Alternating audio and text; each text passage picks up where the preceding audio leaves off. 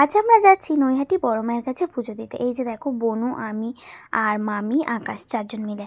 এখানে দেখো যেতে যেতে কিন্তু বনু আর মামি মিলে লুডো খেলছিল, আর আমি একটা স্ট্রবেরি কিনে নিয়েছিলাম ট্রেন থেকে। তো ফাইনালি আমরা নৈহাটি স্টেশনে নেমে গেছি। এই যে দেখো এখান থেকে ফুলটা নিয়ে নিলাম, যেহেতু ভিতরে অনেকটা দাম বেশি। আর এখানে যে ডালা পাওয়া যায়, ফুল মানে মোমবাতি ওই সব কিছু নিয়ে ডালাটা নিয়ে নিলাম।